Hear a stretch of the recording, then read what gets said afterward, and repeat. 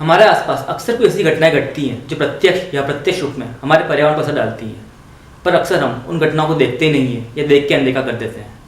हमारे अगले परिंदे के जीवन में भी ऐसी ही एक घटना घटी जिसने उनके जीवन की दिशा बदल दी। तो चलते हैं अमित के पास और जानते हैं इस घटना का उन पर क्या असर हुआ। 9 से इंजीनियरिंग तक मैंने रायपुर में पढ़ाई की।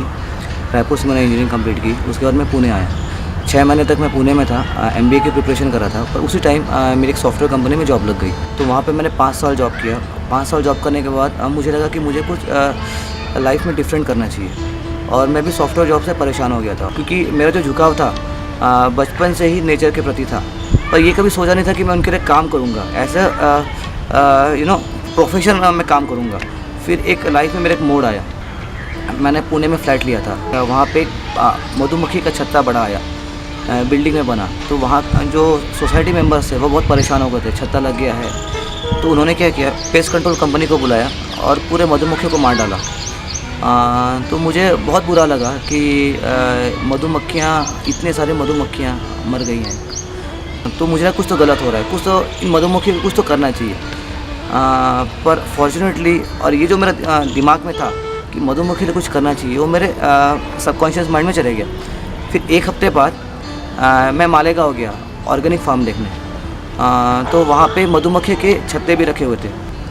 तो वहाँ पे मैंने उनकी मधुमक्खियों के बारे में ज़्यादा पूछने लग गया कि बक्से में मधुमक्खियाँ कैसे रहती हैं, शहद कैसे इकट्ठा करती हैं, बाहर कैसे आती है, अंदर कैसे जाती हैं, रानी मक्खी क्या होती है, एक ही रानी मक्खी क्यों होती, बहुत सारी रानी मक्खियाँ क्यों नहीं होती।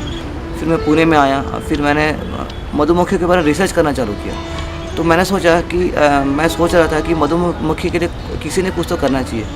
तो वही मैं किसी ने कोई तो करना चाहिए, वो मैं क्यों ना बन जाऊँ और मैं ही बन के इन मधुमक्खियों को बचाने क्यों लग जाऊँ। तो फिर मैंने महाबलेश्वर गया। वहाँ पे मैंने 1 महीने का ट्रेनिंग लिया मधुमक्खी पालन के बारे में। फिर लकीली क्या हुआ, जब मैं मधुमक्खी के बारे में रिसर्च कर रहा था, एक नियति होती है, नियति आपको एक ही डायरेक्शन में खींचती है कि आप उस डायरेक्शन में कुछ करो। लकीली जो सेंटर में इंस्टीट्यूट है वो पुणे में ही मुझे मिल गया। तो मैं पुणे में गया। वहाँ पे फिर मैंने 1 महीने की ट्रेनिंग ली। वहाँ पे मैंने बहुत सारे मधुमक्खियों के बारे में पढ़ाई की।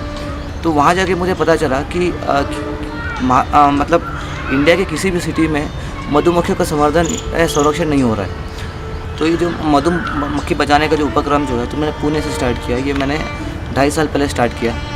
एक चीज़ मैंने ऑब्ज़र्व की, मधुमक्खी बचाते बचाते मधुमक्खियाँ कोई मारना नहीं चाहता है। पर मधुमक्खी के बारे में अवेयरनेस बहुत ही कम है। लोग बहुत डरते हैं। लोगों को लगता है कि मधुमक्खियाँ जो है, मधुमक्खियों का काम खाली शहद देना है। बाकी उनके दिमाग में मधुमक्खियों के बारे में कुछ भी नॉलेज नहीं है कि मधुमक्खियाँ क्यों ज़रूरी है। शहद तो है ही है, पर शहद से ज़्यादा जो इकोलॉजी है वो मधुमक्खी के कारण बच पाती है। तो फिर जैसे जैसे जो हमने मधुमक्खी बचाना चालू किया, हमने अवेयरनेस प्रोग्राम भी चालू किया। हम जिस भी सोसाइटी जाते थे, हम वहाँ पे अवेयरनेस प्रोग्राम लेते थे। तो इस मेथड से हमने कम से कम 10 में से हम 4 मधुमक्खी के छत्ते बचाने लगे सिटी में। हम लोगों में अवेयरनेस प्रोग्राम करते हैं, मधुमक्खी को न मारें। इतना अवेयरनेस प्रोग्राम करने के बाद भी 6 लोग बोलते हैं कि हमको मधुमक्खी का छत्ता नहीं चाहिए। तो उस परिस्थिति में हम बिना मधुमक्खियों को मारे हम उन छत्ते को हम रिलोकेट कर सकते हैं छत्ते के साथ, या फिर उनको न मारे हम उड़ा सकते हैं।